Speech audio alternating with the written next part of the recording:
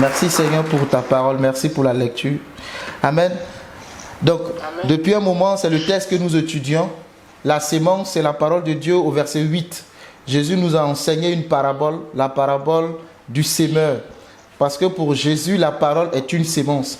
Et vous convenez avec moi que toute parole qui est relâchée dans ta vie produit un effet. Soit elle t'élève, soit elle te rabaisse. Il y a de l'écho pour ceux qui sont sur Zoom. Si vous pouvez fermer le micro. Soit cette parole t'élève, soit cette parole te rabaisse. Cette parole t'humilie. Amen. La parole est une puissance. La parole qui est libérée, c'est une sémence. Et comme toute sémence qui est mise en terre, il faut qu'elle produise. Elle produit soit du bon fruit, soit du mauvais fruit. Alléluia. Donc Jésus nous compare à cette parole, à cette sémence plutôt. Donc si tu mets une sémence en terre, il faut t'attendre à avoir un résultat. Donc si tu mets une parole en terre, c'est-à-dire si tu libères une parole dans la vie de quelqu'un, il y a aussi un résultat. Tu peux te réveiller très joyeux ce matin et une parole méchante vient à toi et ta journée est gâchée. Pourquoi? Parce que cette parole va avoir un effet. Physiquement, on ne t'a pas touché. Physiquement, on ne t'a rien fait. Mais tu constates que intérieurement, c'est-à-dire dans ton âme, tu es blessé. Dans ton âme, tu es atteint. Pourquoi? Parce que c'est une puissance. Donc nous devons faire attention à toute parole que nous libérons. Parce que nous pouvons blesser, nous pouvons détruire des vies. La parole aussi peut sauver, la parole aussi peut guérir, la parole aussi peut construire, elle peut bâtir, elle peut encourager. La parole peut fortifier, tu peux te réveiller mal dans l'âme, triste. Et une personne peut t'encourager, peut te fortifier. Un coup de fil peut te relever. Donc la parole c'est une puissance. Alléluia. La parole, c'est une puissance, c'est une âme. Alléluia. C'est pourquoi Jacques dira que, voyez, la langue, c'est le plus petit élément du corps. Amen. Mais pourtant, il suffit d'un peu de parole pour que tout le corps soit enflammé. La langue peut mettre le feu à la maison. C'est la parole qui détruit des vies, qui détruit des mariages. C'est la parole qui détruit des relations. Tu peux avoir une belle amitié sans t'en rendre compte. Tu peux la détruire. Amen. Tu peux avoir un beau mariage sans t'en rendre compte. Tu peux le détruire par tes paroles. Tes paroles, parce que chaque jour, chaque parole que tu libères, c'est une sémence. Et la parole attend toujours sa saison pour s'exécuter. Elle attend sa saison pour se mettre en marche. Alléluia. Et nous avons étudié le premier groupe de personnes dont Jésus a parlé. Je ne vais pas revenir là-dessus. Le deuxième groupe, le troisième groupe. Nous sommes dans le troisième groupe. Amen. De ceux-là qui entendent la parole, mais qui laissent les soucis du siècle, qui laissent la séduction du monde, la séduction des richesses, envahir la parole qu'ils reçoivent. Et ils ne portent en eux aucun fruit. Amen. Ils ne portent en eux aucun fruit. Alors que Jésus attend que nous portions tous des fruits. C'est moi qui vous ai choisi, c'est moi qui vous ai établi, et c'est moi qui vous envoie afin que vous alliez et que vous portiez du fruit. Dans Jean chapitre 15. Alléluia.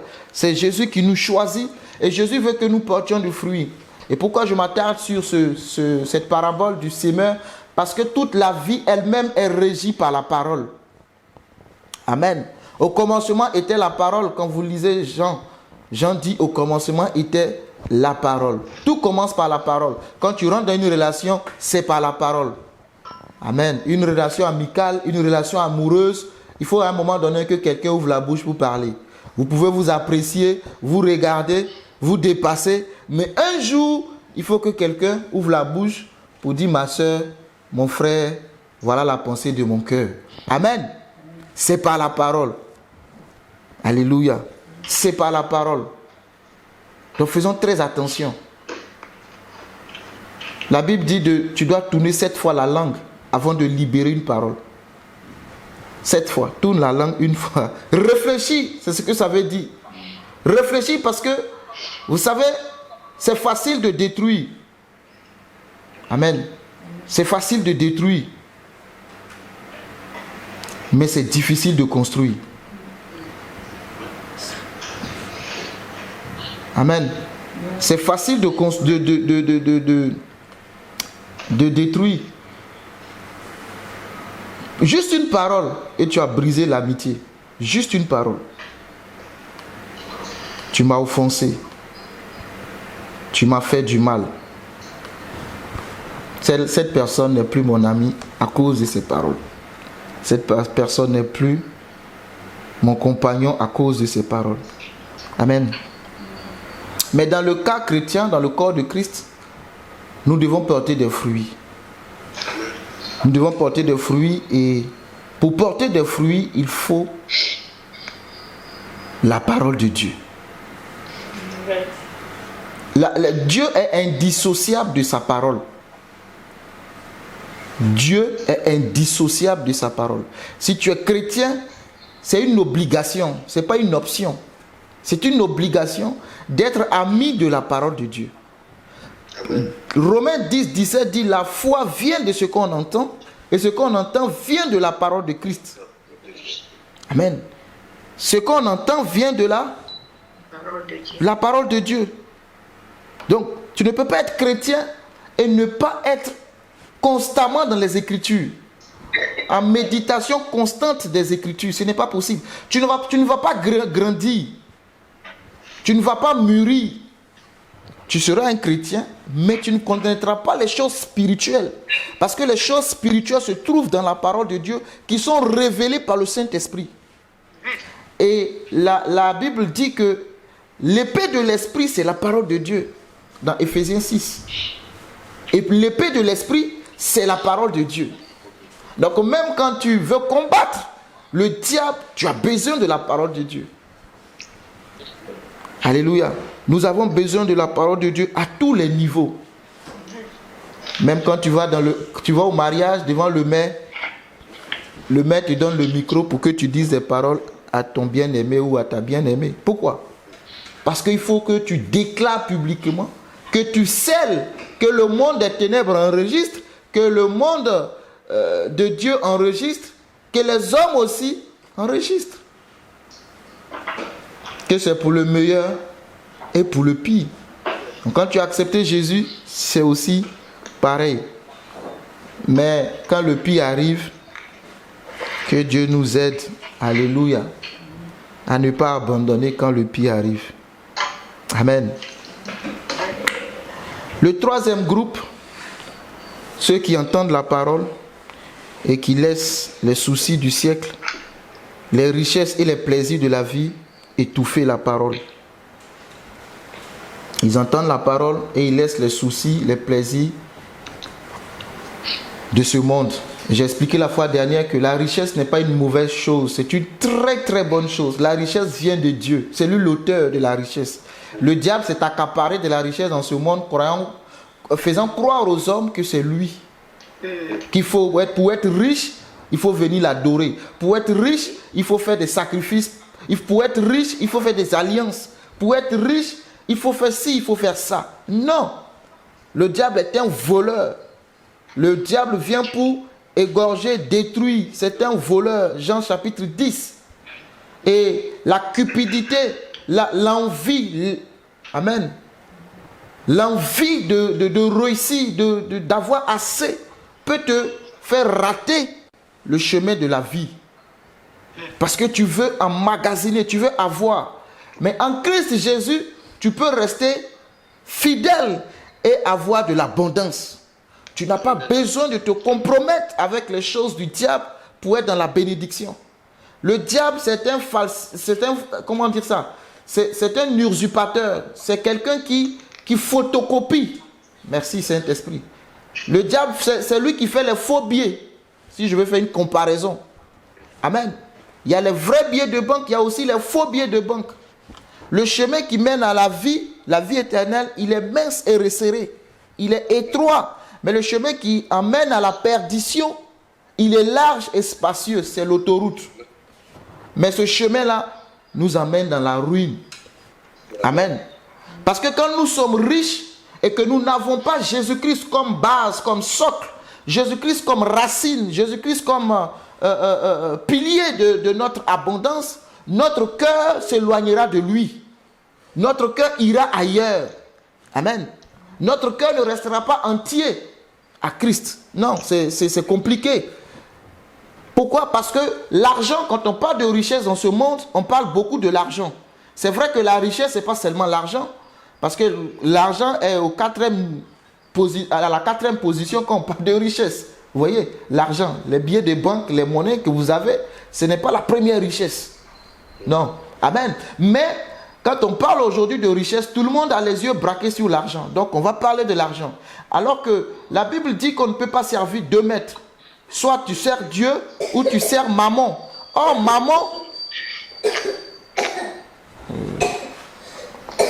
maman, c'est le Dieu de quoi?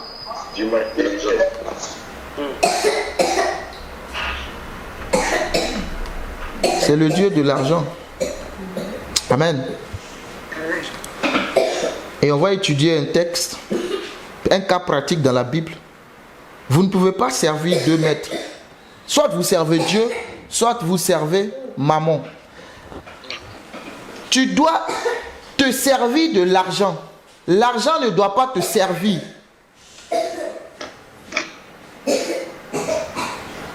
Pardon, l'argent ne doit pas t'utiliser plutôt. L'argent est un serviteur. Ce n'est pas l'argent qui doit t'orienter.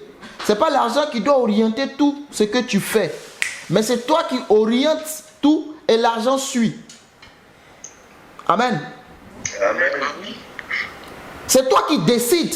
Ce n'est pas parce que tu as l'argent que l'argent doit décider. Non. C'est toi qui as toujours le contrôle. Amen. Et qui est maman dans la Bible? Puisque la Bible dit, c'est Jésus d'ailleurs qui dit ça. Qui parle de maman. Maman, c'est un terme araméen qui veut dire richesse personnifiée. Quand on parle de maman, c'est-à-dire que tu as amené la richesse à être une personne. En d'autres termes, tu as commencé à adorer. La richesse n'est pas, l'argent n'est pas un objet pour toi, mais c'est devenu une personne pour toi. L'argent n'est pas un serviteur pour toi, mais c'est devenu un maître pour toi. Amen. C'est ça, maman. Tu personnifies l'argent. Et l'argent a servi le monde. L'argent est devenu un Dieu. Et aujourd'hui, si tu n'en as pas, tu n'es rien. C'est devenu un Dieu. Tu n'as pas de sous, passe ton chemin. Qu'est-ce que tu as pour me parler? Bonjour madame. Oui monsieur. On regarde d'abord la carrosse que tu as garée. Elle date de quelle année? Tu es dans une Twingo de 2001? Passe ton chemin. Amen. Madame n'a pas le temps des Twingo. Elle veut une Range Rover Vela de 2022. Amen. On a personnifié l'argent. L'argent est une personne. Et dans ce sens-là, la Bible dit que ça devient un Dieu. Ça devient une idole. Nous adorons l'argent. Il y a des choses que tu ne seras pas prête pour faire. Mais je te garantis que si on met l'argent devant, tu vas le faire. Et nous voyons du n'importe... Enfin, pour de l'argent, on est prêt à tout. Hein. Je peux te dire, demain, trouve-moi à 4 heures au Carrefour. On va aller évangéliser le fou du coin. Amen. Tu vas dire, non, écoute, tu sais, j'ai tellement de choses à faire. Mais si je te dis, demain, trouve-moi à 4 heures au Carrefour, il y a un sac de 2 millions d'euros à partager. Même 1 heure du matin, tu es déjà debout. Merci. Vous voyez? Non, non, ça dit quoi? Chaque action que nous posons, quelle est la motivation de notre action? Amen. Qu'est-ce qui motive notre action? Est-ce que c'est l'argent qui motive? Pour le travail, c'est l'argent qui nous motive. Qui va dire qu'il ne travaille pas pour l'argent? Qui va dire? C'est l'argent qui fait que tu te réveilles à 7 heures, 6 heures pour aller dans le train, dans ce froid. Tu vas travailler. C'est l'argent qui te motive. C'est bien. Puisque ça t'encourage. À la fin du mois, j'aurai 5 000 euros, j'aurai 10 000 euros, 20 000 euros. C'est bien. C'est une très bonne chose. C'est ce qui te motive. Et ça t'encourage. Amen. Si l'argent arrive à te motiver, à t'encourager, à te lever, à faire des sacrifices, alors combien plus forte raison, celui qui t'a créé, qui te donne le souffle de vie, qui te réveille chaque matin, doit être la motivation première de ta vie. Alléluia.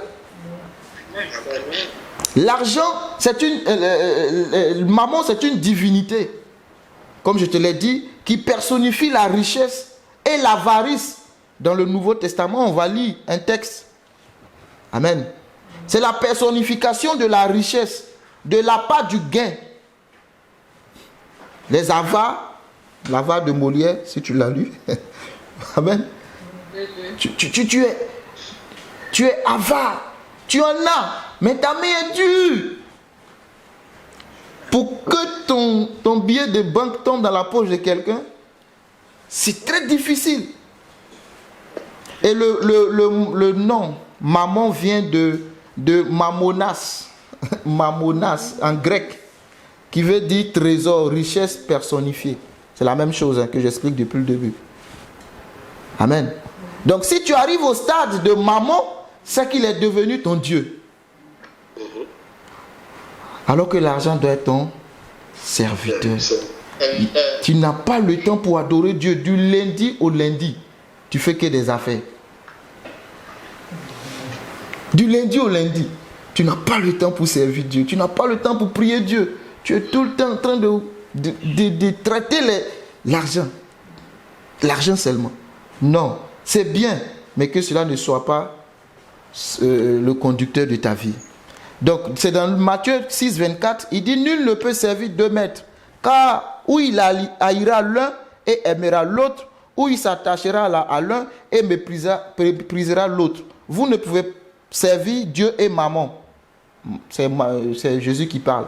Pourquoi je m'attarde sur la richesse? Parce que, regardez, soyons honnêtes envers nous-mêmes.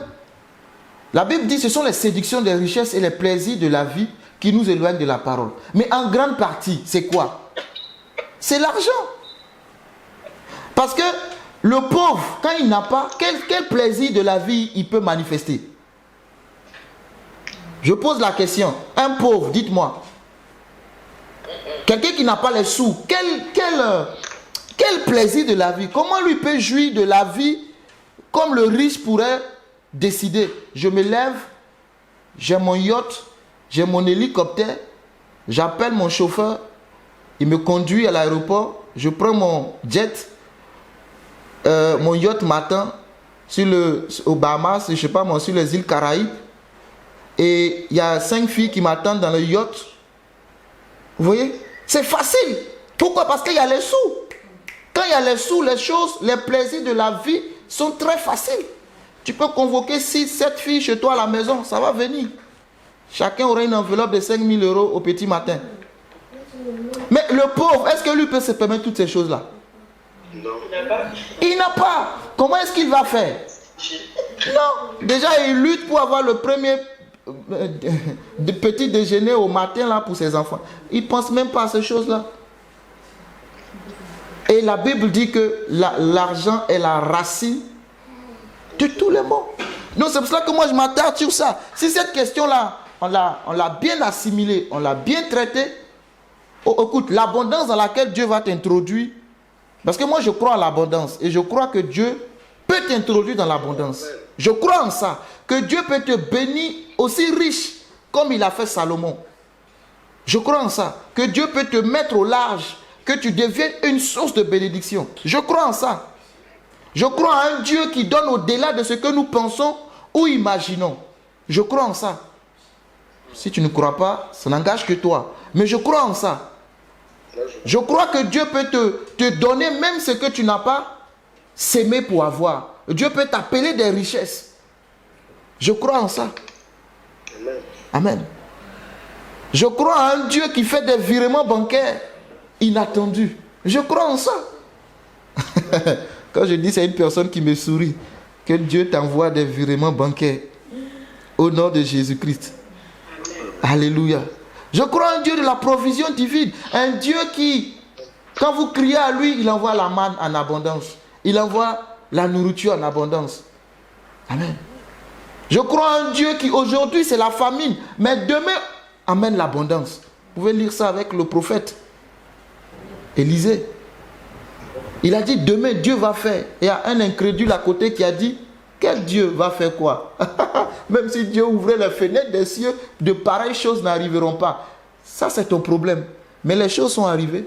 La Bible dit pendant 3 jours, le peuple ramasse. Comment des soldats vont en guerre avec de l'or dans leur poche? Dieu c'est la folie. Amen. Mais attends, tu pars en guerre avec des richesses. Sachant que la guerre, ça peut être un aller sans retour. Les soldats qui vont en guerre, ils disent au revoir à leur famille. Ça peut être un aller sans retour. Maintenant, laisse la richesse là à ta femme et puis tes enfants. Mais quand vous lisez le texte, ils ont pris la richesse pour mettre dans leur poche pour aller en guerre. Dieu, c'est la folie. Dieu n'est pas normal. Dieu n'est pas normal. Normal dans le sens des hommes. Dieu n'est pas normal. Parce que quand il veut te bénir, les voies les plus insoupçonnées qu'il utilise, tu n'as pas idée quoi. Tu dis mais où? Tu n'as pas idée. À la veille, ils étaient dans la pauvreté, mais le lendemain, ils étaient dans l'abondance. Moi, je crois à un tel Dieu.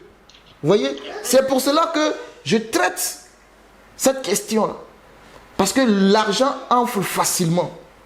La richesse te rend orgueilleux, hautain, très facilement. Amen. La richesse te rend hautain, orgueilleux, très très facilement. Amen. Et je vais te parler de l'exemple biblique et puis ça sera notre texte pour nous arrêter. Amen. C'est ce que Dieu m'a mis à cœur. Nous sommes dans Marc chapitre 10. Vous allez voir l'histoire d'un jeune homme riche. Marc chapitre 10. L'histoire d'un jeune homme, Marc 10. Un jeune homme très riche. Le jeune homme était très riche. Ce n'est pas un vieux. Oh Seigneur, je crois en l'abondance. C'est un jeune homme qui était riche. Que Dieu nous rende riches au nom de Jésus-Christ. Amen. Marc chapitre 10. On va lire à partir du verset 17. Marc chapitre 10. Ton nom est infini, mon grand. Que ton nom est infini, mon grand. Ta majesté, c'est au-dessus des cieux. Que ton nom est infini, mon grand. Ouais, qui va nous lire ça à partir du verset 17? Marc 10. J'ai chanté pour te laisser le temps de trouver. Hein. Tu n'as toujours pas trouvé. Marc 10. 10, oui. À partir du verset 17. Oui. Amen. Amen. Amen. Un jeune homme, comme Jésus se mettait en chemin, oui. Un homme accourut et se jetant à genoux devant lui. Mm-hmm. Bon maître, lui demanda-t-il, que dois-je faire pour hériter la vie éternelle? Jésus lui dit, pourquoi m'appelles-tu bon? Il n'y a de bon que Dieu seul. Tu connais les commandements.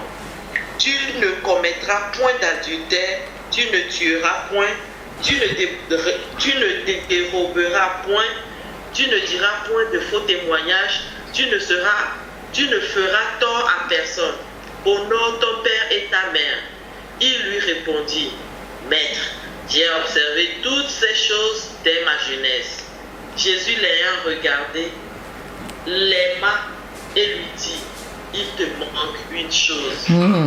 Va, vends tout ce que tu as, donne-le aux pauvres et tu auras un trésor dans le ciel. Puis, viens et suis-moi. Mais, affligé de cette parole, cet homme s'en alla tout triste, car il avait de grands biens. Jésus, regardant autour de lui, dit à ses disciples qu'il sera difficile à ceux qui ont des richesses d'entrer dans le royaume de Dieu. Les disciples furent étonnés de ce que Jésus parlait ainsi, et Il leur dit, mes enfants, qu'il est difficile à ceux qui se confient dans les richesses d'entrer dans le royaume de Dieu. Il est plus facile à un chameau de passer par le trou d'une aiguille qu'à un riche d'entrer dans le royaume de Dieu. Les disciples furent encore plus étonnés et ils se dirent les uns aux autres, et qui peut être sauvé? Jésus les regarda et dit, cela est impossible aux hommes, mais non à Dieu, car tout est possible à Dieu. Amen. Merci beaucoup pour la lecture. Car tout est possible à Dieu. Gloire à Jésus. Amen. L'histoire du jeune homme riche, c'est pas un vieillard. Je suis content que ce soit un jeune, pardon. Le jeune homme a travaillé. Il a été riche. Si on parle de lui, ça veut dire qu'il s'est démarqué dans sa génération. Ça veut dire qu'il avait de l'abondance plus que les autres. Amen. C'est pour cela qu'on parle de lui. Et ce jeune homme, dans sa richesse, s'est rendu compte d'une chose. Il me faut la vie éternelle. Vous savez, ceux qui sont riches, ceux qui sont puissants, ceux qui ont le pouvoir, à un moment donné, ils cherchent la spiritualité. Amen. C'est pas parce que tous les hommes riches ne sont pas des hommes qui ont fait du faux pour être riches.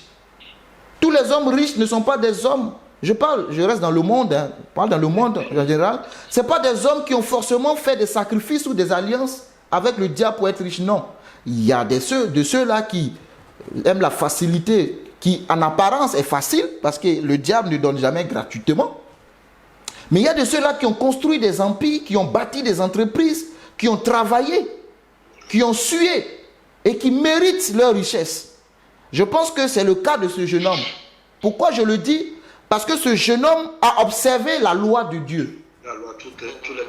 Il observait tous les commandements de Dieu. Mais ceux qui sont riches de manière bizarre, ce n'est pas des gens qui s'intéressent à la loi de Dieu. Tu ne peux pas suivre la loi de Dieu et suivre la loi du diable. Si le diable te dit à minuit, lève-toi et danse dans ton salon et mets la canarie sur ta tête, fais 5 fois le tour de ton fauteuil, et qu'à même minuit, le Saint-Esprit te réveille pour te dire de prier, comment tu gères les deux? Tu vois, on ne peut pas suivre 2 maîtres, n'est-ce pas? C'est ce que Jésus a dit. On ne peut pas suivre 2 maîtres. Donc ce jeune homme observait la loi. C'est un homme qui n'avait pas la vie éternelle, et il veut avoir la vie éternelle en observant la loi. Et ce texte nous prouve que la loi ne donne pas la vie éternelle. Amen. Amen. Les légalistes, tu penses qu'il faut tout faire pour avoir la vie éternelle par tes efforts. Ce texte nous prouve qu'on ne mérite pas la vie éternelle. C'est un don. Amen. Jean 3,16, à tous ceux qui croient en son nom. Car Dieu a tant aimé le monde qu'il a donné son Fils unique, afin que quiconque croit ne périsse point, mais qu'il ait la vie éternelle. Ephésiens 2,8. Ce n'est pas par vos œuvres, mais c'est par la grâce de Dieu. On est sauvé par la grâce de Dieu au moyen de la foi. C'est la grâce. Quand on parle de vie éternelle, on parle de grâce. On ne parle pas de mérite. Tu as péché hier, c'est fini, tu iras en enfer. Mon ami, toi-même tu n'as pas péché. Mais si tu n'as pas Jésus, tu n'iras pas au ciel. Amen. La grâce de Dieu dépasse le péché. Sinon Jésus ne serait pas mort. Donc ce jeune homme a observé les principes de la loi. Et vous connaissez la loi de Moïse. Les 10 commandements. Ça va plus, c'est plus que cela, mais on résume ça en 10 commandements. Et quand vous prenez les premiers commandements, ça parle de Dieu. C'est Dieu d'abord. Et ensuite le prochain. Tu ne voleras pas, tu ne tueras pas. Paul ayant compris tout ça, il dit, les gars, toute cette loi-là se résume à une seule chose, l'amour. Parce que quand tu aimes ton prochain, comment tu vas le voler? Tu aimes ton ami, tu vas voler chez lui. Tu aimes ton ami, tu vas aller coucher avec sa femme. Tu ne commettras point d'adultère. Tu ne voleras pas. Tu ne diras pas de faux témoignages. Tu aimes ton ami, tu vas aller l'accuser. Donc Paul dit tout ça, c'est l'amour. Donc ce jeune homme observait la loi. Mais il manquait quelque chose. C'est quoi? L'amour. Il était riche. Pourquoi je dis il manque l'amour, selon toi?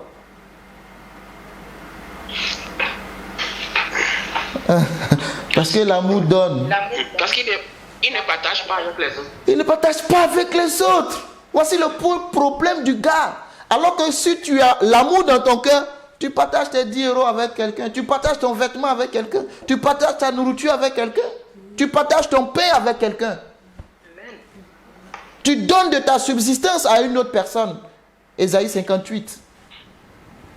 Vous voyez? Si tu as l'amour dans ton cœur, tu ne penses pas que...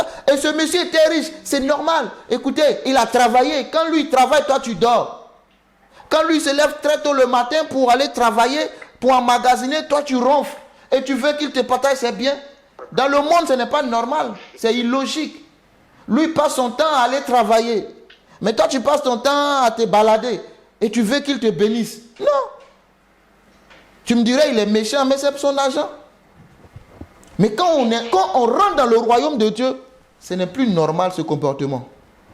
Dans le monde, c'est normal. C'est normal que tu ne partages pas parce que c'est ton acquis. Ce sont tes avoirs. C'est la sueur de ton front. L'homme se nourrira à la sueur de son front. C'était la malédiction libérée par Dieu dans Genèse. C'est normal que je ne partage pas. Je ne suis pas méchant. C'est mon travail.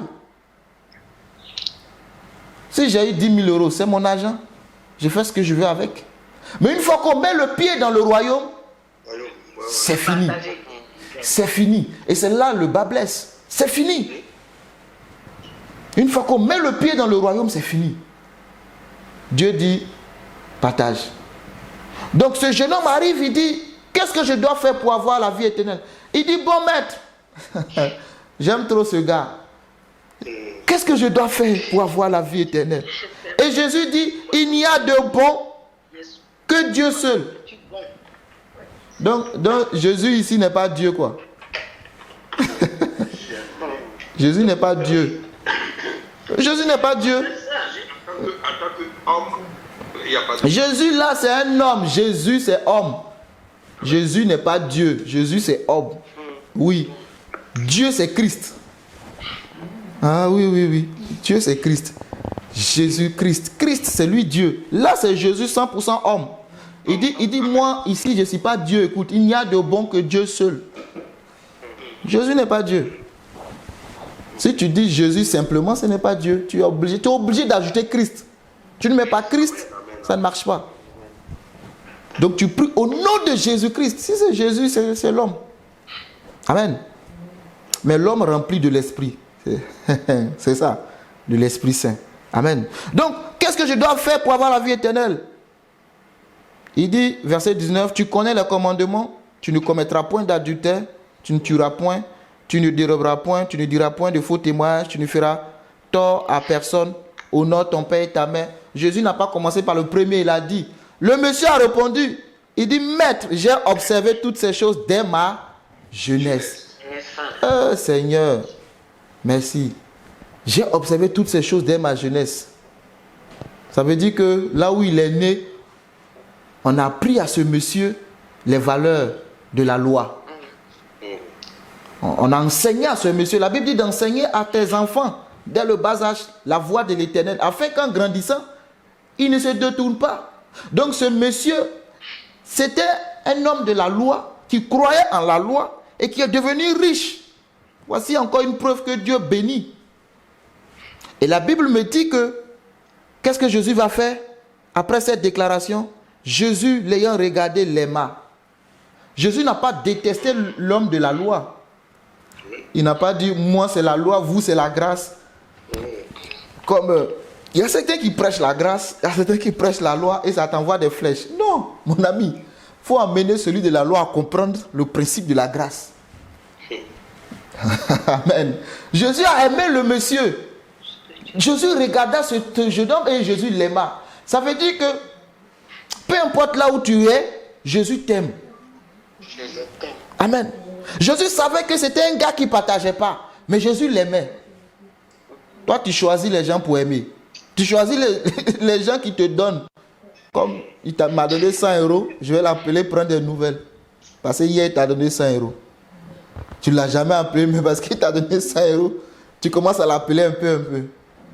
Comme le fut le cas d'un de mes oncles. Oui, moi, quand je prêche maintenant, je donne mon propre témoignage. Amen. Un frère de mon papa, paix à son âme, jamais il m'appelle. Jamais. Je dis, hey, je ne suis pas de la famille ou bien. Chez nous, ils ont partagé les richesses de la famille, les biens de papa. On ne m'a jamais dit même. J'ai appris que ça a été partagé. On ne m'a pas calculé. Mais bon, je ne sais pas, ça ne m'intéresse pas les richesses familiales. Je ne sais pas pourquoi. Parce que je crois que le Dieu que je sais va me rendre prospère. Donc, il ne m'appelle jamais. Donc, c'était en fin d'année 2021.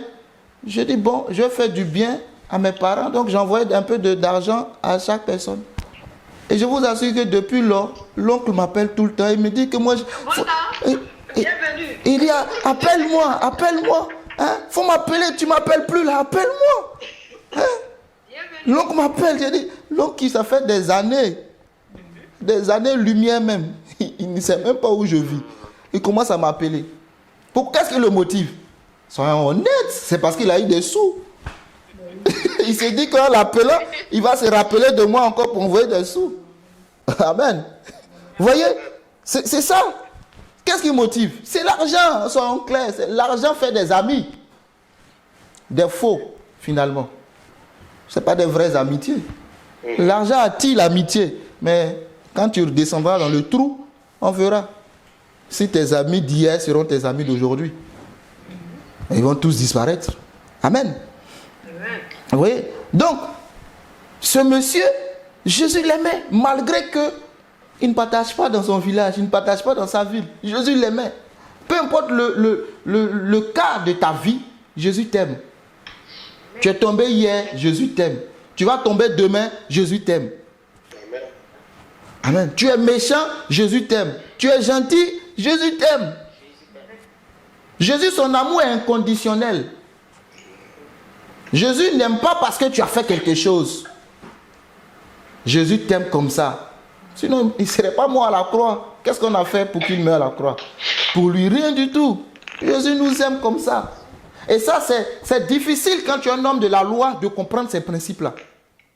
Comment ça Jésus m'aime? Jésus m'aime comment? Comment ça Jésus m'aime? Jésus t'aime. Dis à ton voisin, Jésus t'aime. Tu es pauvre, Jésus t'aime. Tu es riche, Jésus t'aime. Alléluia. Jésus l'aima. Jésus l'aima parce qu'il observe la loi de Dieu. Amen. Il dit, j'ai observé toutes ces choses dès ma jeunesse. Et Jésus l'a regardé, l'aima et lui dit, il te manque une chose. Waouh. Il te manque une chose. Qu'est-ce qui te manque aujourd'hui? Pour ce monsieur, il manque une chose. Dans le royaume de Dieu, on n'a pas besoin de beaucoup de choses. Amen. Amen. Amen. Amen. Pour ce monsieur, il avait beaucoup de choses, mais il manque quand même une chose. Je vous ai dit que les hommes, quand ils sont riches, à un moment donné, ils cherchent la spiritualité. Je vous dis la vérité. Les hommes puissants, à un moment donné de leur vie, ils cherchent la spiritualité. Ils cherchent à s'allier quelque part. Et si nous n'aidons pas les hommes à adorer le véritable Dieu, ils vont adorer le faux. Amen. Il faut quelqu'un pour aider ce jeune homme-là. Il cherche la vie éternelle. Il faut quelqu'un pour lui prêcher la vie éternelle. Il était riche, mais personne. Nous avons peur de prêcher aux riches. Nos communautés, c'est la communauté des pauvres. La fois dernière, je vous ai dit dans 1 Timothée, quand Paul a dit à son fils Timothée, dit aux riches, recommande aux riches de ne pas mettre leur confiance dans les richesses. Je suis parti à la maison, je suis revenu sur mon texte et je suis revenu méditer là-dessus encore. Et j'ai compris que dans la communauté de Timothée, il y avait des riches. Amen. Dans la communauté... Attends, comment est-ce que tu vas parler aux riches si tu ne côtoies pas les riches? Non, je pose la question. Comment Timothée va recommander aux riches de mettre leur confiance en Dieu et non dans les richesses si Timothée ne côtoie pas? On n'était pas au temps où il y avait Facebook, Instagram, Twitter, YouTube. Tu vas me dire, Timothée a prêché, il a mis en ligne. Message pour les riches écoutaient. Non. Comment Timothée va parler aux riches? Est-ce que tu avais dit que Timothée, le jeune Timothée, était à côté des riches et dans son église, il y avait des riches. Amen. Nos assemblées là, c'est ceux qui ont SMIC seulement. Moi, je refuse ça au nom de Jésus. Amen. Amen. C'est pour cela que tous nos messages, Dieu va te rendre riche. Amen. mais si tu côtoies les riches, comment tu vas les prêcher? Dieu va te rendre. Il est déjà riche. Ce qu'il veut entendre, c'est la vie éternelle. Le message de la vie éternelle. Nos communautés se remplissent de beaucoup de pauvres. Donc on prêche. Dieu va te rendre riche. Dieu va te rendre prospère. Dieu va te rendre riche. Dieu va te rendre prospère. Dieu va te rendre riche. Tout dimanche après dimanche. Dieu va te rendre riche. Dieu va te rendre prospère. Timothée avait aussi des riches dans son église. En tout cas, il côtoyait des riches. Même s'il ne venait pas à l'église, je ne sais pas, il côtoyait des riches. Amen. Donc, ce jeune homme, voilà quelqu'un qui veut entendre l'évangile. Ne fuyons pas. Va évangéliser les riches. Les corbeaux, comme on les appelle. Vous suivez mon regard. Amen. Parce qu'il y a de ceux qui évangélisent le corbeau. Le corbeau emmène la viande. Si je prêche aux riches du coin là, qui vient dans ma communauté, c'est un footballeur. Il gagne 3 millions d'euros par mois. Sa dîme déjà, j'ai calculé dans ma tête. Dîme de 3 millions d'euros, c'est 300 000 euros. Écoute, tous mes fidèles réunis ne peuvent pas donner offrande toute une année 300 000 euros. Donc je vais aller évangéliser le riche du coin. Il va venir faire une offrande. Je vais lui prêcher la dîme. Je vais lui prêcher les offrandes. Alléluia. Il va me faire une offrande. Il va me faire une dîme sacrificielle. Faire une offrande sacrificielle. Oui, ça c'est la motivation malsaine. Amen. Si je prêche aux riches, je l'ai appris quand j'étais à Abidjan. Avec, voilà, l'évangélisation. Quand on partait en évangélisation, je ne comprenais pas le terme parce que je ne connaissais pas la Bible. Je venais d'accepter Jésus. Quand on parle d'évangélisation, j'entends les dévanciers, voilà, les pasteurs, ceux qui maîtrisent la parole. Ah, allons-y dans telle villa, il y a un corbeau là-bas. Moi, je ne comprenais jamais. Je me dis, c'est qui le corbeau? Bon, ma curiosité, un jour, j'étais avec un des serviteurs. Il me dit, tu vois, allons-y vers la Riviera, je ne sais pas quoi là. Il y a les hommes riches, ce sont des corbeaux. J'ai dit, ah bon? Donc les hommes riches, ce sont les corbeaux. Il dit, mais attends, Élie, pardon, tu as oublié son histoire? C'est le corbeau qui envoyait la viande. Amen. Amen. Il faut que j'évangélise le corbeau. Non. Amen. Il a dit quoi? Hein? Je n'ai pas entendu. Amen. Amen. Qu'est-ce qu'il nous a dit, frère Charles? Moi, je vais écouter aussi. Ah, je disais que ici, il n'y a pas de corbeau, il n'y a que des colibris, c'est tout. Amen. Alléluia. Donc, si Jésus dit d'évangéliser le riche, va l'évangéliser. Si c'est le SDF du coin, évangélise-le. Qui que tu... Évangélise-le. Jésus fait acception de personne. Il veut tout le monde. Amen. Mais moi, j'ai remarqué qu'on n'évangélise pas les riches. On évangélise facilement les pauvres. Parce qu'ils sont c'est des nécessiteux. Celui qui est nécessiteux, celui qui est dans le besoin, bon, viens à Jésus, tu seras riche. Il va venir. Amen. Et un jour, on a évangélisé un homme riche, encore à Abidjan. Ici, là, on n'évangélise pas où. Bon, j'espère que tu le fais. Mais en tout cas, depuis que je suis ici, vraiment, l'évangélisation, c'est un autre débat. Donc, on arrive dans la maison du riche, on l'évangélise, Jésus va te sauver, Jésus va te si. Et il dit, ok, mais vous avez dépassé des carrosses devant la maison, ce sont mes voitures. La maison dans laquelle je suis, c'est ma maison. Je suis riche, votre Jésus va me donner quoi? Mais nous, on ne connaissait que Jésus va te donner la richesse. Bon, on se regardait maintenant. Voilà, Jésus donne la vie éternelle. Si tu meurs là, tu vas aller où? On ne connaît pas tout ça. Parce qu'on nous a dit, voilà comment évangéliser. On ne connaît pas. Jésus donne la vie. C'est le premier message de Jésus. Et c'est ce que ce monsieur cherchait. Il cherchait la vie éternelle. Il s'est rendu compte que j'ai les richesses, c'est bien. Mais il me manque quelque chose. Il y a un vide dans le cœur de chaque homme, pauvre ou riche. ce vide-là a la forme de Dieu. Soit tu adores Dieu, ou c'est pour cela que un homme ne peut pas dire que je suis comme ça. Ça n'existe pas. Tu as forcément ta confiance en quelque chose. Même si tu es athée. Tu crois en quelque chose. Le vide dans ton cœur. L'homme riche, à un moment donné, sent qu'il y a un vide. Il a besoin de spiritualité. Il a besoin de quelqu'un qui comble ce vide. Il a entendu parler de Jésus. Il a couru, il a trouvé Jésus. Bon maître, qu'est-ce que je dois faire pour avoir la vie éternelle? L'homme était riche. Et je poursuis. Là où ça va être difficile pour lui. Verset 21, Jésus l'ayant regardé les mains, il lui dit, il te manque une chose. Va, vends tout ce que tu as, donne-le aux pauvres. Et tu auras un trésor dans le ciel. Puis viens et suis-moi. Hey! Même si c'est moi, hein, moi je vous dis la vérité. Hein. Oh, je ne sais pas ce qui te concerne. Mais attends, moi j'ai travaillé. J'ai travaillé pour avoir. J'ai des immeubles. Dans le 16e. Avoir déjà un appartement, c'est toute une histoire. Tu vas travailler toute ta vie sans avoir 10 mètres carrés dans le 16e. Moi j'ai des immeubles. Et Jésus me dit, va vendre ce que tu as. Et viens et suis-moi. Mais au moins il lui a dit quand même d'aller vendre. Il n'a pas dit va donner. Voilà mais il dit de vendre. Si je vends, il dit de donner l'argent que j'ai eu là, de donner. Parce que quand on met le pied dans le royaume, je te l'ai dit, c'est le partage. Je l'ai appris de Actes. La Bible dit que ceux qui étaient gagnés, ils étaient ensemble, ils mettaient tout ensemble. Amen. Ils étaient dans la fraction du pain, dans la communion fraternelle. Vous pouvez lire Actes chapitre 2, verset je crois 40-41 par là. Hein, attends, je vais te lire ça rapidement. Ils mettaient tout ensemble.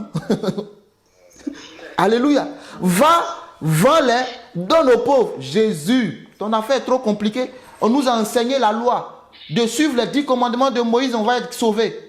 Toi, tu ajoutes un nouveau commandement. C'est un nouveau commandement pour lui. Je vous donne un commandement nouveau. C'est ce que Jésus a dit. Aimez-vous les uns. C'est nouveau. L'amour est nouveau. L'amour, c'est un commandement nouveau. Ils ne connaissent pas ça. Œil pour œil, dent pour la loi du talion. C'est ce qu'ils connaissent. C'est ce qu'on leur a enseigné. Jésus dit, je vous donne un commandement nouveau. Aimez-vous les uns les autres. Et si je t'aime, je dois pouvoir te donner. Si tu m'aimes, tu dois pouvoir me donner. Va et vends, donne-le aux pauvres. Je veux voir si tu aimes l'homme d'abord. Parce que celui qui va aller dans la vie éternelle doit aimer son semblable. Amen. Le Dieu que vous servez, vous ne le voyez pas. Mais vous prétendez l'aimer.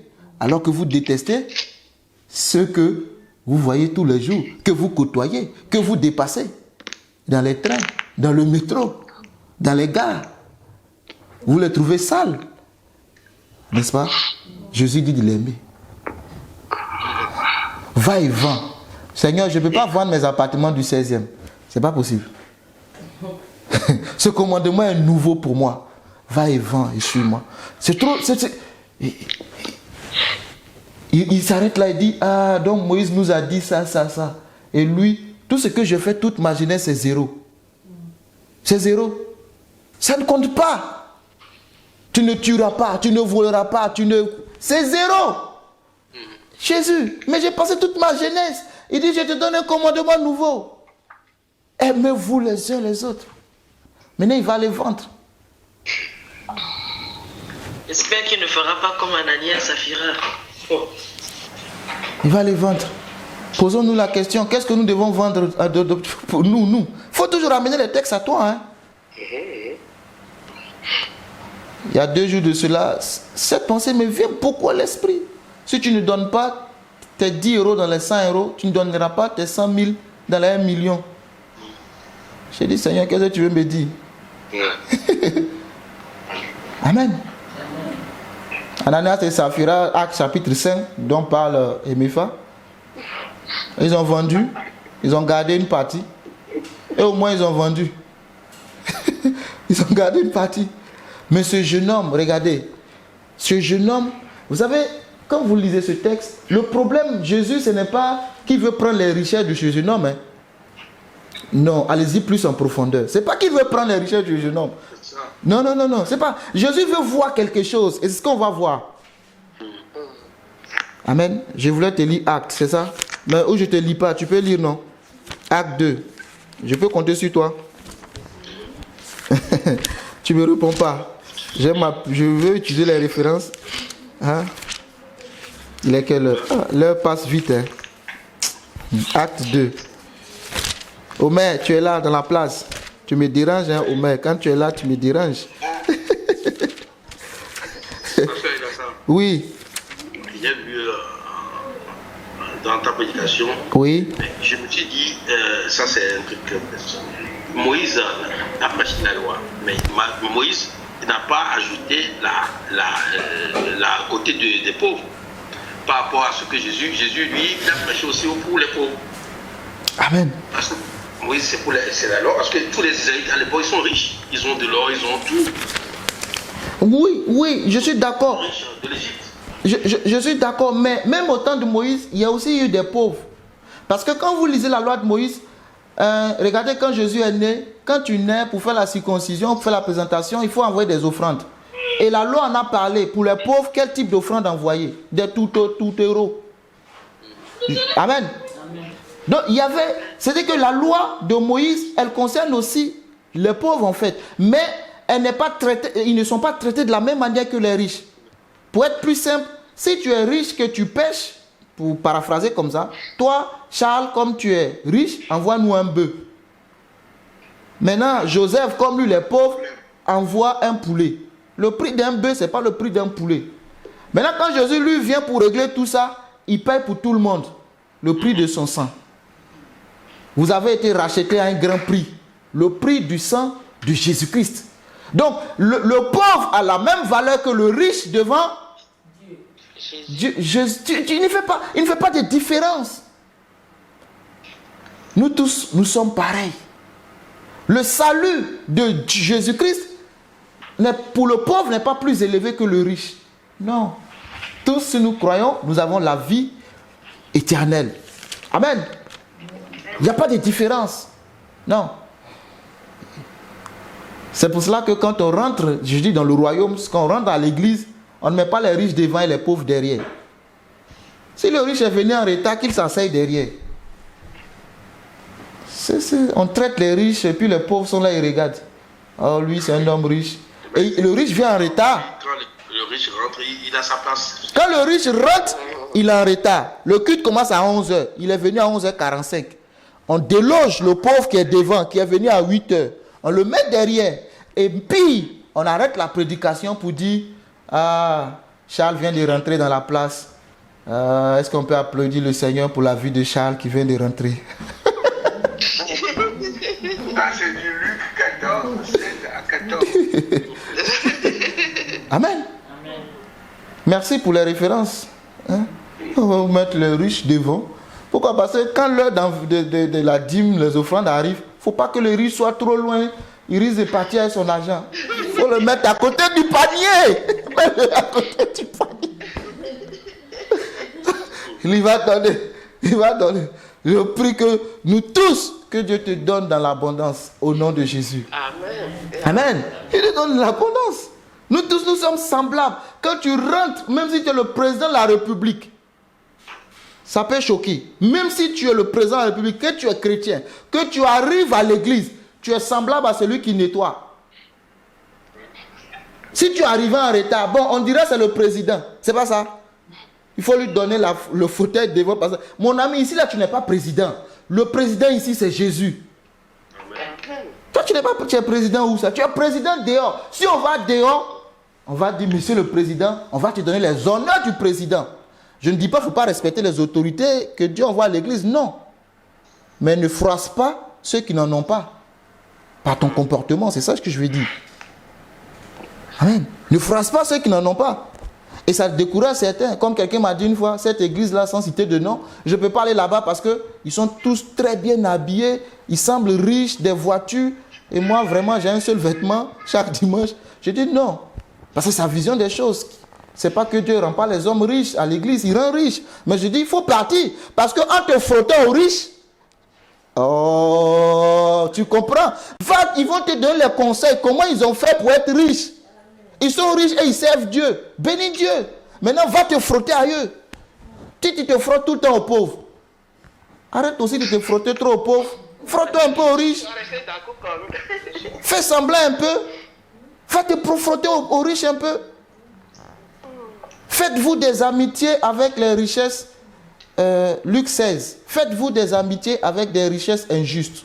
C'est pas moi qui le dis, c'est la parole. Mais c'est prochainement, on va en parler. Ça m'a choqué. Luc 16. Tu peux aller, je lis pas. Oui. Frotte un peu les riches. Prends un peu de leurs conseils. Comment ils ont fait? Toi, tes amis là, c'est que des pauvres. Il n'y a même pas un qui a un peu dedans. Le pauvre va donner conseil de pauvre. Le riche va donner des conseils de riche. Alléluia. Ce n'est pas... Si. Frotte-toi un peu à ceux qui savent comment faire. Tu poses les bonnes questions. Comment tu as fait? Parce que tu n'es pas né avec l'argent. Surtout ceux qui sont partis du néant. Il y a ceux qui sont nés avec déjà l'héritage des parents. Mais il y a des gens qui sont partis du néant, du zéro. Et ils sont devenus aujourd'hui très riches. Tu dis, mais comment tu as fait? Tu as 2 pieds, j'ai 2 pieds. Comment toi tu as fait? Dis-moi un peu le secret. Et les riches, très riches, vont te dire le secret. Comment faire? Ils vont te dire. Mais les riches, un peu riches là, c'est eux qui cachent. Amen. Même Jacques a parlé de ça dans Jacques 2. Il dit, mes frères, que votre foi en notre glorieux Seigneur Jésus-Christ soit exemple de toute acception de personnes. Supposez en effet qu'il entre dans votre assemblée un homme avec un anneau d'or et un habit magnifique. Et qu'il entre aussi un pauvre misérable vertu. Si tu prends vos regards vers celui qui porte l'habit magnifique, vous lui dites, toi, assieds-toi ici, à cette place d'honneur. Et si vous dites au pauvre, toi, tiens-toi là debout, ou bien assieds-toi au-dessous de notre marché. Ne faites-vous pas exception vous-même une dissension et ne jugez-vous par l'expiation. Amen. Amen. Merci, pasteur, pour le passage qui appuie mes propos. Amen. Donc, dans le temps de Jacques, il y a eu problème aussi. Jacques 2, verset 1 à 4. On parle d'il y a 2000 ans de là. Jésus est mort il y a 2020 ans maintenant. Il y a eu ces problèmes-là. Donc, les problèmes-là sont encore là aujourd'hui. Ça veut dire que faisons pas. Si c'est écrit, donc Dieu veut que on ne soit pas comme eux. Mais je te lis mon texte de Actes et je vais m'arrêter. On va faire comme les feuilletons. On va couper et puis dimanche prochain, on va continuer. Amen. Ça va avec toi? On va faire comme ça. Amen. On ne va pas être trop long. Actes chapitre 2. Je t'ai dit verset 44. Verset 44. Tous ceux qui croyaient étaient dans le même lieu et ils avaient tout en commun. Ils vendaient leurs propriétés et leurs biens et ils en partageaient le produit entre tous, selon les besoins de chacun. Ils étaient chaque jour tous ensemble, assidus au temple. Assidus au temple, il faut noter. Assidus au temple. Ils rompaient le pain dans les maisons et prenaient leur nourriture avec joie et simplicité de cœur. Oh Seigneur, pardonne-nous. Louant Dieu et trouvant grâce auprès de tout le peuple. Et le Seigneur ajoutait chaque jour à l'église ceux qui étaient sauvés. Chaque jour, Dieu voyant l'amour qui se manifestait au milieu d'eux, leur évangélisation n'était pas compliquée comme pour nous. Jésus lui-même ajoutait chaque jour. Quand ils regardent au milieu de l'assemblée, ils disent, quelle assemblée? Ils sont bien. Là, ça ressemble un peu du communisme. Nous, on est dans la démocratie. Démocratie veut dire chacun pour soi, Dieu nous pousse. Amen. La démocratie, capitalisme, c'est le mot que je cherche. Nous sommes dans le capitalisme plutôt. Dans le capitalisme, la démocratie, on dit c'est la voix du peuple, par le peuple, eux pour le peuple. Entre parenthèses, point d'interrogation. Le capitalisme, c'est chacun pour soi, Dieu nous pousse. Chacun s'assoit, Dieu le pousse. En fait, le capitalisme, c'est ma résine pour moi. Donc ce monsieur-là, le jeune homme riche, mon ami, il a raison. C'est le capitalisme. Le capitalisme, on n'apprend pas à partager. Hein. Les pauvres font des grèves et les riches se gavent. Les actionnaires se gavent et les pauvres font des grèves. C'est pas ça, et ça t'impacte. Amen. Ils partageaient leur pain. Ils mettaient tout en commun. Aujourd'hui, ce n'est pas possible. Hein. Faut pas que je te prêche pas ça pour te dire que je vais te donner mon compte bancaire plus ton compte bancaire et on va être ensemble. Hein. Ça c'est pas possible. Je le dis en même temps. Mais qu'est-ce que ça enseigne? Je dois partager. C'est quelle église qui va mettre tout ensemble? Dis-moi. Tu trouves cette église-là, invite-moi là-bas. On ne va pas tout mettre ensemble. Moi j'ai 100 000 euros, toi tu as 2 000 euros. Tu dis on n'a qu'à tout mettre ensemble. C'est pas possible. Non. Mais dans mes 2 000 euros, pardon. Dans mes 100 000 euros, tu sais, je sais plutôt comment donner. Je dois penser aux pauvres. Dans tes 2 000 euros, mais toi tu dis j'ai 2 000 euros, je ne peux pas donner 100 euros. Il va pas que moi, je donne 1 000 euros, 10 000 euros parce que moi j'ai 100 000 euros. À chaque niveau, en fonction de la richesse que tu as, tu dois pouvoir donner. L'église de Jésus, Jésus enseignait dans le temple. La vieille femme a donné ce qu'elle avait. Les autres ont donné aussi. Chacun a donné ce qu'il peut donner. Mais Jésus a jugé le cœur de chacun. Amen. Voilà, que chacun donne ce qu'il a convenu dans son cœur. C'est ce que la Bible nous enseigne. Donc, ils vendaient leur propriété. Donc Jésus dit à ce monsieur-là, il y a une église qui va venir plus tard. Et dans cette église, il faut devoir vendre ses propriétés et appartenir à cette église. Donc il a commencé à prêcher aux gars. La vie éternelle va et vend. Amen. Va et vends tout ce que tu as. Donne-le aux pauvres et suis-moi. Vends tout ce que tu as, donne-le aux pauvres et suis-moi. Qu'est-ce que tu n'arrives pas à détacher? C'est ça. Pourquoi Jésus lui dit ça? Jésus lui dit ça parce que son cœur était attaché à ses biens. C'est tout simplement ça. Jésus veut lui dire que si tu veux me suivre, il faut que tu détaches ton cœur des biens. Il faut que tu détaches. Est-ce que tu accepterais de griller le culte parce qu'il y a une bonne affaire? Hein, une affaire de 5 000 euros qui a traité en urgence quelque part. Je ne sais pas. Bon, peut-être que tu peux aller prendre les 5 000 euros et venir donner la dîme. Pasteur, je dois faire comment? Le culte est à 10 heures. J'ai aussi une affaire à 10 heures. C'est une affaire de 5 000 euros. Pasteur, je fais comment? Bon, moi je te conseille, elle va prendre les 5 000 euros, viens donner la dîme. C'est pas ça? Amen. Ah, les fidèles, ils ont des questions. Hein. Pasteur, je fais comment? Toi, tu as attendu là où il y a le culte là pour placer l'heure de l'affaire. Amen. Le jeune homme s'en alla. Je termine là, je m'arrête. Le jeune homme s'en alla. Quel était l'état de son cœur? Il s'en alla tout triste. Merci Seigneur. On va poursuivre la prochaine fois. Je ne veux pas que tu partes tout triste. C'est pas ça mon message. Lui, il est parti tout triste. Amen. Est-ce que ton cœur a du mal à se séparer des richesses que tu as eues à la sueur de ton front? S'il y a un problème, on va prier. S'il n'y a pas de problème, aussi on va prier. Amen. Seigneur, merci. Élève la voix et prie. Là où tu sais, ce que tu dois demander à Dieu, c'est l'amour. La seule chose, j'ai dit, en Christ Jésus, on n'a pas besoin de beaucoup de choses. David a demandé une chose, que je reste dans ta présence. Jésus a dit, il te manque une seule chose, l'amour. En fait, c'est ça, l'amour. Va et vends, va et donne, va et pense aux pauvres, fais du bien. Seigneur, nous voulons te bénir, nous voulons te rendre gloire. Merci pour la parole que tu nous as donnée ce matin. Éternel, aide-nous à pratiquer ce que tu nous as enseigné. Que l'amour, Seigneur, soit dans nos cœurs. Que l'amour soit dans nos vies. Que l'amour se manifeste puissamment, Seigneur Jésus-Christ, dans nos cœurs. Que nous soyons enrichis et bénis, Seigneur, dans le nom de Jésus. Que nos cœurs ne s'enflent point d'orgueil. Éloigne-nous, Seigneur, des esprits hautains, des esprits orgueilleux. Éternel, lorsque la bénédiction sonnera à nos portes. Parce que tu nous as bénis de toutes sortes de richesses dans les lieux célestes. Et nous appelons ces richesses à se manifester sur la terre. Au nom puissant de Jésus-Christ. Je crois en tes richesses, Seigneur. Je sais que tu bénis. Et la Bible déclare que tu bénis et ta bénédiction n'est suivie d'aucun chagrin. Et je prie, Seigneur Dieu de gloire, que nos cœurs soient remplis d'amour.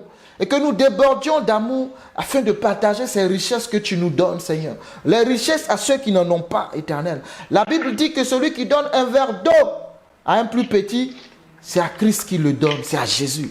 Celui qui va donner un vêtement à un plus petit, c'est à Jésus qui le fait. Seigneur, apprends-nous les principes du royaume, Éternel, et délivre-nous de l'esprit, Seigneur, capitaliste, Seigneur Jésus-Christ. Nous n'emmagasinons pas seulement pour nous, mais Seigneur, tu nous donnes l'abondance pour les autres. Que nous ne soyons pas juste une bénédiction, mais que nous devenions des sources de bénédiction. Et que l'abondance que tu nous donnes, Seigneur, Dieu de gloire, nous puissions l'utiliser pour le reste, pour les autres, Seigneur. Éternel, libère-nous et délivre-nous, Seigneur Jésus, de l'avarice. Libère-nous et délivre-nous de la cupidité. Libère-nous et délivre-nous, Seigneur, des plaisirs mondains, des choses qui sont contraires à ta parole, à ta volonté, dans le nom puissant de Jésus-Christ. Amène-nous, Seigneur, dans les profondeurs. Ce jeune homme est reparti triste, Seigneur. Qu'aucune richesse de ce siècle présent ne me rende triste, parce que tu m'auras demandé, Seigneur. Dieu de gloire, je bénis ton nom, que j'ai le cœur d'Abraham. Vous savez, Abraham a donné Isaac. Il aimait Isaac. Seigneur, que nos cœurs puissent se détacher de tout ce que nous aimons plus que toi. C'est ça le sens. Tout ce que j'aime plus que toi, Seigneur, que mon cœur se détache de ces choses dans le nom de Jésus-Christ.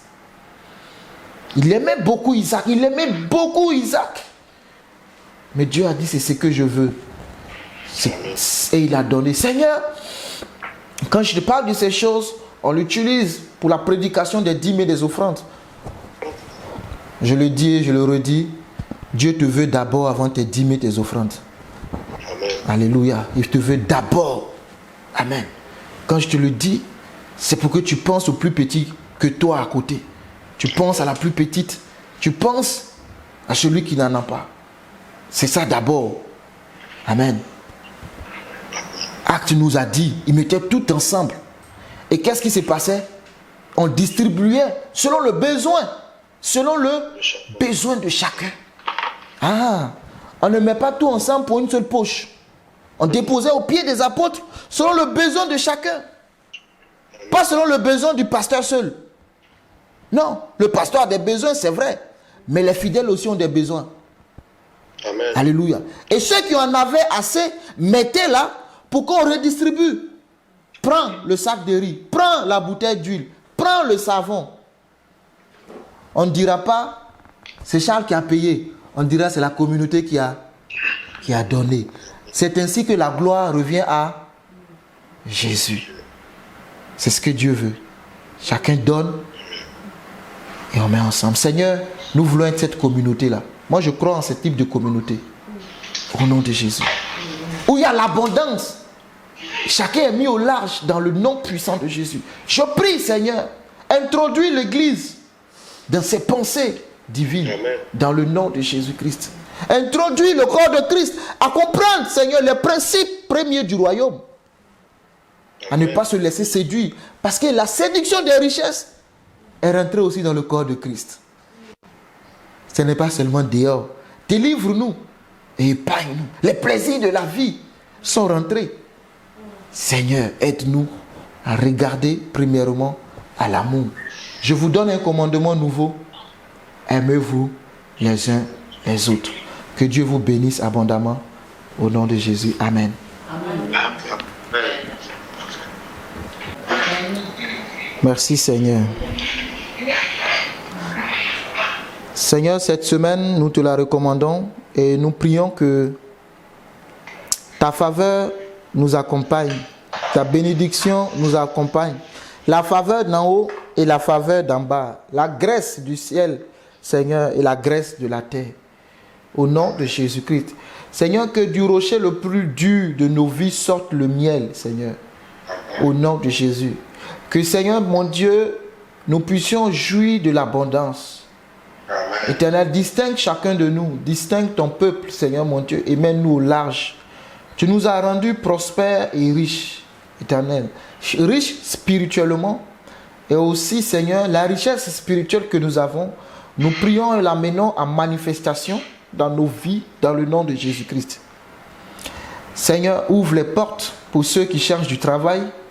Seigneur mon Dieu, envoie des marchés pour ceux qui ont des entreprises, Seigneur, dans le nom de Jésus.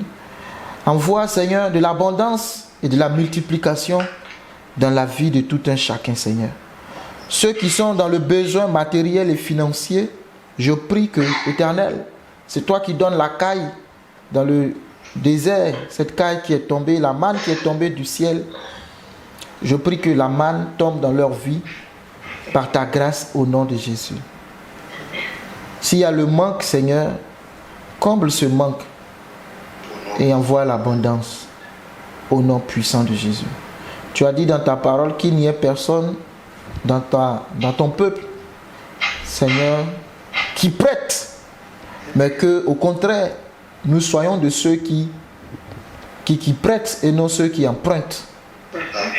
Au nom de Jésus. Si nous devons prêter et non emprunter, c'est parce que nous sommes dans l'abondance. Je prie que cette abondance s'attache dans nos vies. Au nom puissant de Christ Jésus. Que cette semaine soit bénie. Et je termine pour ceux et celles qui sont malades. Tu es le Dieu qui guérit. Amène la guérison dans le corps physique.